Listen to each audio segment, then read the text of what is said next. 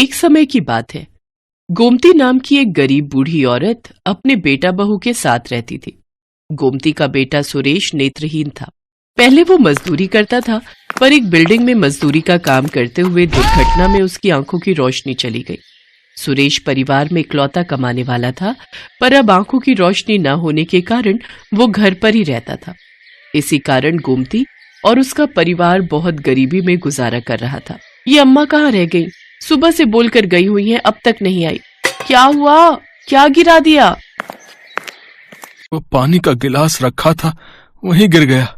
दिखता नहीं इन आंखों से, क्या करूं? मेरे कारण तुम्हें और माँ को कितनी परेशानी हो रही होगी। माँ को भी घूम घूम कर काम मांगना पड़ता है। पता नहीं उन्हें आज कोई मजदूरी का काम मिला भी या नहीं। आ गई अम्मा, बहुत देर लगा दी। कहाँ रह गई थी? एक गोदाम में अनाज साफ करने का काम मिला है, 50 रुपए रोज देंगे। मैंने सोचा कुछ तो पैसे आ जाएंगे, इसलिए आज वहीं अनाज साफ कर रही थी। फिर 50 रुपए मिले तो उनसे शाम की सब्जी और तेल ले आई। अम्मा, तुम इस उम्र में अकेले काम करती हो। मैं सचमुच कितना बुरा हूँ जो इस उम्र में अपनी माँ से काम करवा रहा हूँ। अम्मा, तुम मालती को अपने साथ ले जाया करो, थोड़ा तो सहारा मिलेगा। नहीं बेटा, मैं तुझे अकेला नहीं छोड़ सकती। तुझे दिखाई नहीं देता। अगर पीछे से तुझे किसी चीज की जरूरत हो तो कम से कम मालती तेरे साथ रहेगी, तो मुझे चिंता नहीं होगी। गोमती अब रोजाना ही अनाज के गोदाम में काम के लिए जाती और शाम के समय 50 रुपए लेकर घर लौटती। एक सुबह जब गोमती काम पर पहुंची तो मालिक की पत्नी भी वहां मौजूद थी। सुमित्रा, गोमती बहन आ गई हैं। कल वसंत पंचमी की पूजा के लिए जो भी मंदिर की साफ सफाई करवानी है वो करवा लो, गोमती बहन कर देंगी। मालकिन, आप बता दो कैसे सफाई करनी है, मैं कर दूंगी। वो सामने मंदिर बना हुआ है, अच्छे से साफ सफाई करके माता सरस्वती की मूर्ति को सजा देना। और उसके बाद कल पीले चावल का प्रसाद भी बनेगा, उसके लिए बोरी में से चावल भी निकाल कर साफ कर देना। गोमती बहुत मेहनत से माता सरस्वती के मंदिर को सजाती है। पीले पुष्प माता सरस्वती के आसपास सुशोभित हो रहे थे। माता सरस्वती का मंदिर बहुत सुंदर लग रहा था। गोमती बहन, तुमने तो मंदिर बहुत सुंदर सजाया है। माता सरस्वती की मूर्ति बहुत प्यारी लग रही है। एक काम करना, कल तुम जल्दी आ जाना, फिर प्रसाद बनाने में तुम मेरी मदद भी कर देना। गोमती बहन, चिंता मत करो, मैं तुम्हें 50 रुपए और दे दूंगा। अब कल तुम बसंत पंचमी की पूजा में हाथ बटाओ। ठीक है मालिक, मैं आ जाऊंगी। अच्छा मालकिन, चलती हूँ। गोमती घर चली जाती है और घर जाकर अपनी बहू को वसंत पंचमी की पूजा के बारे में बताती है। अम्मा, फिर तो कल हम पेट भर के पीले चावल का प्रसाद खाएंगे। तुम ज्यादा ले आना, मुझे पीले मीठे चावल बहुत पसंद है। हाँ बहू, ले आऊंगी। मालिक मालकिन बहुत अच्छे हैं, वो मना नहीं करेंगे। अगले दिन गोमती काम पर पहुंचती है। मालकिन की तबीयत ठीक नहीं थी। गोमती बहन, मेरी तबीयत ठीक नहीं है। आज सुबह से ही ब्लड प्रेशर बढ़ा हुआ है। डॉक्टर ने आराम करने के लिए कहा है। मैंने तो सोचा था कि मैं तुम्हारे साथ मिलकर पीले चावल का प्रसाद बनाऊंगी, पर मेरी तो उठने की बिल्कुल भी हिम्मत नहीं हो रही। अब तुम्हें अकेले ही प्रसाद बनाना पड़ेगा। कोई बात नहीं मालकिन, आप आराम करो, मैं प्रसाद बना लूंगी। गोमती बहन, तुम अकेले इतना प्रसाद कैसे बना पाओगी? तुम कहो तो मैं किसी और को भी तुम्हारी मदद के लिए लगा देता हूँ। नहीं नहीं मालिक, मैं कर लूंगी, आप चिंता मत करो। गोमती भले ही बड़ी उम्र की महिला थी, पर वो बहुत मेहनती थी। वो कभी भी काम से नहीं थकती थी। उसकी उम्र भले ही 60 बरस की थी, पर उसमें बहुत साहस था। गोमती मन ही मन माँ सरस्वती का नाम लेकर प्रसाद बनाती रही। माँ सरस्वती, आपके आशीर्वाद से प्रसाद अच्छा बन जाए, बस इसी कामना से ये मैं मीठे चावल का प्रसाद बना रही हूँ। जय माँ सरस्वती, जय माँ सरस्वती। गोमती की सच्चे हृदय से की जा रही प्रार्थना माँ सरस्वती के कानों तक पहुँचती है। नारायण नारायण। गोमती पर अपनी कृपा दृष्टि कीजिए माते। गोमती इस उम्र में भी गरीबी और दुख के दिन व्यतीत कर रही है, फिर भी उसके चेहरे पर कितनी शांति है। वो आपका नाम लेकर मीठे चावल का प्रसाद बना रही है। वो जानती है कि उसके घर के हालात कैसे हैं, फिर भी वो अपने दुख को मन में दबाए पूरी श्रद्धा से अपना कार्य कर रही है। तुम उचित कह रहे हो पुत्र, मैं भी कब से यही देख रही हूँ, पर गोमती की परीक्षा लिए बिना मैं उसके दुखों को कैसे दूर कर सकती हूँ? इसके लिए मुझे उसके पास जाना होगा। माते, मीठे पीले चावल खाने का तो मेरा भी बहुत मन है। ठीक है पुत्र, तो तुम भी मेरे साथ पृथ्वी लोक पर चलो।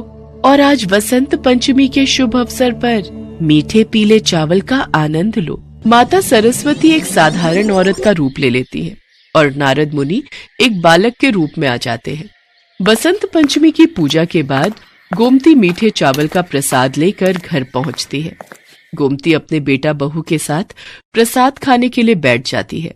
तभी देवी सरस्वती और नारद मुनि वहां पहुंचते हैं। बहुत जोरों की भूख लगी है, मेरा बेटा और मैं बहुत दिनों से भूखे हैं, कुछ खाने को दे दो। अम्मा अभी तो खाने ही बैठे हैं, अभी ये मांगने के लिए आ गए। नहीं नहीं, मना कर देती हूँ, थोड़े से तो चावल हैं, हम क्या खाएंगे। नहीं नहीं बहू, आज बसंत पंचमी का दिन है और हमारे पास तो पीले चावल का प्रसाद है। ऐसे द्वार पर आए किसी भूखे को खाली हाथ लौटाना अच्छी बात नहीं है। एक काम करो, तुम और सुरेश चावल खा लो, मैं थोड़े से इन्हें दे देती हूँ। अम्मा मैं भी थोड़े से ही खाऊंगा, तुम मेरे हिस्से के भी दे दो। बहू देखती है कि गोमती और सुरेश ने अपने अपने हिस्से में से थोड़े थोड़े चावल उन्हें देने के लिए निकाल दिए हैं, तो वो भी अपने हिस्से में से थोड़े से चावल निकाल देती है। अम्मा अब तुम दोनों निकाल रहे हो तो भला मैं पूरे चावल कैसे खा सकती हूँ, थोड़े से चावल मेरे में से भी निकाल लो। गोमती एक प्लेट में पीले चावल निकालकर औरत और बालक को दे देती है। साक्षात माता सरस्वती और नारद मुनि चावल का प्रसाद खाकर मन ही मन मुस्कुरा रहे थे। तुम तीनों ने अपने अपने हिस्से के चावल हमें खिलाकर हमारी भूख शांत कर दी। गोमती, मैं तो तुम्हारी परीक्षा लेने आई थी, तुम सचमुच बहुत दयालु हो। इतना कहते ही माता सरस्वती और नारद मुनि अपने रूप में आ जाते हैं। उन्हें अपने सामने देखकर गोमती और उसकी बहू हाथ जोड़कर खड़े हो जाते हैं। माँ, मुझे भी अपने दर्शनों का सौभाग्य दो, मैं भी अपनी इन आँखों से आपके दर्शन करना चाहता हूँ।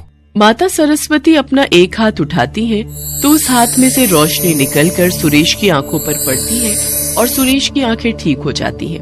उसे दिखाई देने लगता है। अम्मा मेरी आंखों की रोशनी लौट आई, मैं देख सकता हूँ। माता सरस्वती आपकी जय हो माँ। जय माँ सरस्वती। माँ, आपके दर्शन करके मैं धन्य हो गई, मेरा जीवन सफल हो गया। तुमने मुझे सच्चे हृदय से याद किया था गोमती, और जो भी भक्त सच्चे हृदय से निस्वार्थ भावना से मुझे याद करते हैं, उन भक्तों पर मेरी कृपा सदैव बनी रहती है। अब तुम्हारे गरीबी के दिन दूर हो जाएंगे, तुम्हारे घर सुख समृद्धि का वास होगा। इतना कहकर देवी सरस्वती और नारद मुनि अंतर्ध्यान हो गए। सुरेश की आंखों की रोशनी लौट आई थी। अब गोमती ने मजदूरी करना छोड़ दिया। मालिक और मालकिन को जब ये बात पता चली तो वो भी गोमती के लिए बहुत प्रसन्न होते हैं।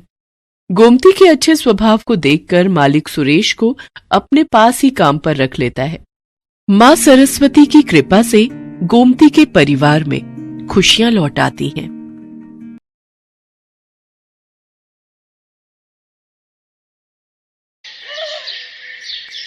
माँ सरस्वती ब्रह्मलोक में बैठी अपनी वीणा बजाने में मुग्ध थी। तभी देवी लक्ष्मी उनके समक्ष उपस्थित होती हैं। प्रणाम देवी सरस्वती।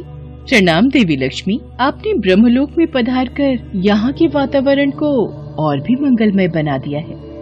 बस आज थोड़ा समय मिला तो आपसे भेंट के लिए चली आई, वरना मुझे फुर्सत ही कहाँ। जन कल्याण के कार्यों में इतनी व्यस्त रहती हूँ कि कहीं आने जाने का समय ही नहीं मिलता। अब क्या करूँ, मेरा नाम ही लक्ष्मी है, धन और वैभव की देवी हूँ। सारा विश्व मेरा आदर करता है। पृथ्वी पर घर घर में मेरा स्वागत होता है। जहाँ जहाँ मैं जाती हूँ सुख संपत्ति वैभव अपने आप वहाँ पहुँच जाते हैं। ये सत्य है देवी लक्ष्मी कि आप सुख संपत्ति और वैभव की देवी हैं। यह भी सत्य है कि घर घर में आपका स्वागत है, किंतु क्या देवी सरस्वती? किंतु आप कहीं टिकती नहीं, आप में बिल्कुल भी स्थिरता नहीं है, इसीलिए तो संसार आपको चंचला कहता है और आप एक क्षण में रूठ जाती हैं और एक क्षण में मान जाती हैं। आज आप यहाँ हैं तो कल वहाँ, किंतु मैं ऐसी नहीं हूँ। मैं तो ज्ञान और विद्या की देवी हूँ। मैं एक बार जिस मंदिर में प्रवेश कर जाती हूँ वहाँ पर सदा के लिए स्थापित हो जाती हूँ। किंतु मेरे बिना किसी को भी जीवन का सुख प्राप्त नहीं होता। मैं धन हूँ देवी सरस्वती, और निर्धनता सबसे बड़ा अभिशाप है। धन तो मैं भी हूँ देवी लक्ष्मी, पर अंतर सिर्फ इतना है, आपके द्वारा दिया गया धन सिर्फ तन के लिए होता है और मेरे द्वारा दिया गया धन मन के लिए है। आपके द्वारा दिया गया धन कोई भी चुरा सकता है या फिर छीन सकता है, पर मेरे द्वारा दिया गया धन ना तो चुरा सकता है ना ही कोई छीन सकता है। और सबसे बड़ी बात तो ये है, मेरा दिया हुआ धन जितना भी बांटिए उतना ही बढ़ता है। देवी सरस्वती, आप जानती हैं राजा को राजा क्यों कहते हैं? क्योंकि उसके पास मैं हूँ। आप भूल रही हैं देवी लक्ष्मी, ताज मुकुट का तब तक कोई अर्थ नहीं जब तक उसके पीछे राज तिलक का आधार ना हो, बल ना हो, संस्कार ना हो। राज तिलक के पीछे शक्ति होती है मंत्र की, विद्या की, ज्ञान की। और सच तो ये है देवी लक्ष्मी, जिसके पास मेरी दी हुई बुद्धि की शक्ति ना हो उसके पास आपका दिया हुआ धन भी नहीं रह सकता। देवी सरस्वती, आप अपने मीठे मीठे वचनों के मायाजाल में ना जाने क्या कुछ बोल रही हैं। शायद आप नहीं जानती देवी लक्ष्मी, मीठी वाणी वातावरण में रस घोल देती है। शब्द जब मंत्र बन जाता है तो उसमें दिव्यता आ जाती है। वाणी का जब दिव्यता से मेल होता है तब वह कंठ की शोभा बढ़ जाती है और पूरा संसार उन मीठे वचनों को सुनने के लिए प्रेरित हो जाता है।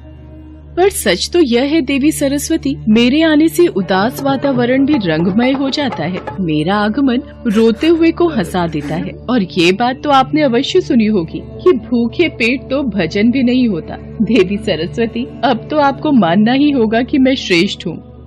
देवी लक्ष्मी, ज्ञान और धन में यदि कोई श्रेष्ठ है तो वह है ज्ञान, क्योंकि ज्ञानी व्यक्ति की पूजा तो राजा भी करते हैं, अतः श्रेष्ठ मैं हूँ। देवी सरस्वती, हम इस विवाद में ना पड़कर कि हम दोनों में से कौन श्रेष्ठ है, हम इस बात का फैसला भगवान विष्णु पर छोड़ते हैं कि हम दोनों में कौन श्रेष्ठ है। मुझे स्वीकार है देवी लक्ष्मी। ठीक है देवी सरस्वती, तो चलिए। देवी सरस्वती और देवी लक्ष्मी, इन दोनों में कौन श्रेष्ठ है, इस बात का फैसला सुनने के लिए वो दोनों भगवान विष्णु के पास पहुंची। देवी गंगा भगवान विष्णु के समक्ष पहले से ही उपस्थित थीं। देवी लक्ष्मी भगवान विष्णु के समक्ष बैठ जाती हैं, पर वो देवी सरस्वती को बैठने के लिए नहीं कहती हैं। इस पर देवी सरस्वती देवी लक्ष्मी से कहती हैं, हे देवी लक्ष्मी, आप मुझे स्वयं यहाँ लेकर आई हैं, पर आपने मुझे आसन ग्रहण करने के लिए नहीं कहा। क्या विष्णु लोक में अतिथियों का सत्कार इसी प्रकार किया जाता है? क्षमा कीजिए देवी सरस्वती, देवी लक्ष्मी तो भगवान विष्णु के हृदय में निवास करती हैं और मुझे अपने चरणों में रहने का अधिकार स्वयं भगवान विष्णु ने ही दिया है। और रही आपकी बात, आपके लिए तो सदैव ही यहाँ पर स्थान की कमी रहती है। यह समस्या मेरी नहीं, आप ही की है। मैं आपकी अतिथि हूँ, इसलिए आपको अपने स्थान पर मुझे बिठाना चाहिए। देवी सरस्वती, मैं तो अपना स्थान छोड़ने की कदापि सोच भी नहीं सकती, और मैं अपना स्थान छोड़कर भला कहाँ जाऊंगी? तो देवी लक्ष्मी, आप मुझे यहाँ लाई ही क्यों? अब तो यह बात मुझे स्वयं भगवान विष्णु से पूछनी पड़ेगी कि यहाँ मेरा स्थान कहाँ है। किंतु इस समय यह संभव नहीं है देवी सरस्वती। श्री हरि इस समय योग निद्रा में है। तो क्या हुआ देवी लक्ष्मी, मैं उन्हें जगाऊंगी और मैं आपको इसकी अनुमति कदापि नहीं दूं। देवी लक्ष्मी, इस समय आप मेरा घोर अपमान कर रही हैं। देवी सरस्वती, देवी लक्ष्मी सत्य ही तो कह रही हैं। देवी गंगा, मैं जानती हूँ आप देवी लक्ष्मी की हाँ में हाँ क्यों मिला रही हैं, और मैं ये भी जानती हूँ कि मेरे विरुद्ध लगातार आपके कान कौन भरता रहता है। आप गलत समझ रही हैं देवी सरस्वती, भला मेरे कान कौन भरेगा? देवी गंगा, देवी सरस्वती का संकेत मेरी ओर है, ये सोच रही है कि मैं आपको इनके लिए भड़काती हूँ। देवी लक्ष्मी, मुझे संदेह ही नहीं, पूर्ण विश्वास है। यह सरासर अन्याय है देवी सरस्वती। यह बात मैं अच्छे से जानती हूँ कि आप भगवान विष्णु के चरणों में स्थान पाने के लिए सदैव ही व्याकुल रहती हैं, किंतु भगवान श्री हरि ने यह स्थान स्वयं मुझे दिया है। आप तो बेकार में ही देवी लक्ष्मी पर क्रोधित हो रही हैं। गंगा सत्य कह रही है देवी सरस्वती। मैं भली भांति जानती हूँ आप दोनों मिलकर मेरे खिलाफ कोई षड्यंत्र रच रही हैं। देवी सरस्वती, यदि आपके मन में देवी लक्ष्मी के लिए कोई बैर है तो कृपया करके मेरे साथ भी इस तरह का व्यवहार नहीं करें, तो यही उचित होगा। देवी गंगे, मैं जानती हूँ, मैं स्वयं इतनी सक्षम हूँ कि एक दिन मैं अपने ज्ञान, अपनी बुद्धि और अपनी योग्यता से भगवान श्री हरि के चरणों में ही नहीं, उनके हृदय में भी स्थान जरूर प्राप्त कर लूंगी।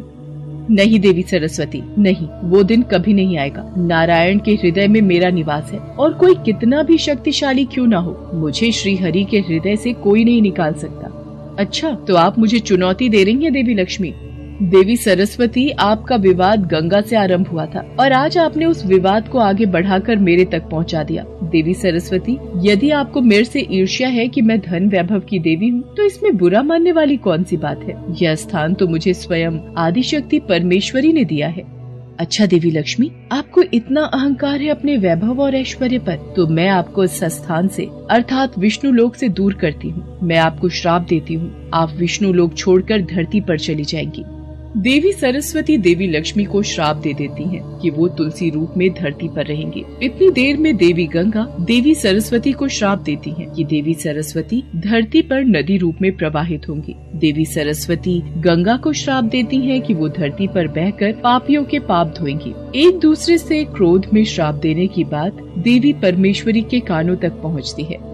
परमेश्वरी देवी, कि आपकी रचाई दोनों शक्तियाँ लक्ष्मी और सरस्वती आपस में झगड़ा कर रही हैं, ऐसा क्यों? देवी काली, धन और बुद्धि में तो सदैव संघर्ष रहा है। इन दोनों ने सदैव ही अपने आप को श्रेष्ठ कहा है। ऐश्वर्य कहता है उसके बिना सब व्यर्थ है और ज्ञान कहता है उसके बिना सब व्यर्थ है। दोनों के बीच श्रेष्ठता का ये युद्ध सदैव चलता रहा है और आगे भी चलता रहेगा। परंतु इसका परिणाम क्या होगा? ये तीनों देवियाँ कहाँ जाएंगी? देवी काली, जन कल्याण की सहायता के लिए देवी लक्ष्मी राजा धर्मध्वज के घर तुलसी रूप में जन्म लेगी। देवी सरस्वती एक कल्याणकारी जलधारा के रूप में प्रकट होंगी और देवी गंगा को भागीरथ नाम का एक महान तपस्वी राजा धरती पर उतार कर ले जाएगा। हे देवी परमेश्वरी, ये सब आप ही की इच्छा से हो रहा है। आपकी लीला अपरंपार। देवी लक्ष्मी, आप किस चिंता में हैं? स्वामी, मुझे देवी सरस्वती ने श्राप दिया है कि मैं पृथ्वी लोक पर एक साधारण मानव रूप में आपसे दूर रहूंगी। देवी लक्ष्मी, ये श्राप के कारण नहीं है, ये तो विधि का विधान है। ये पहले ही तय हो चुका था। वो देखिए, पृथ्वी लोक पर राजा धर्मध्वज, जिनकी कोई संतान नहीं है, वो आपको संतान रूप में पाने के लिए बहुत समय से तपस्या कर रहे हैं। उनके शरीर पर मिट्टी ने अपना कब्जा कर लिया है और कहीं ऐसा न हो कि देर हो जाए, कोई वन्य जीव जंतु उनको अपना शिकार बना ले। ओम श्री लक्ष्मी देवाय नमः। ओम श्री लक्ष्मी देवाय नमः। ओम श्री लक्ष्मी देवाय नमः। ओ कमल लोचन, ये मैं क्या देख रही हूँ? राजा धर्मध्वज तो मेरे ही नाम का स्मरण करके तपस्या कर रहे हैं। मुझे उनको वरदान देना ही होगा। परंतु देवी सरस्वती ने मुझे श्राप दिया था कि मुझे आपसे दूर होना होगा। मैं आपके बिना पृथ्वी लोक पर कैसे रहूंगी स्वामी? देवी लक्ष्मी, आप इस बात की चिंता मत कीजिए। जिस तरह आप मेरे बिना अधूरी हैं, उसी तरह ये विष्णु लोक और मैं भी आपके बिना अधूरे हैं। मैं आपसे बहुत जल्द मिलूंगा। आप अपना कर्तव्य निभाइए।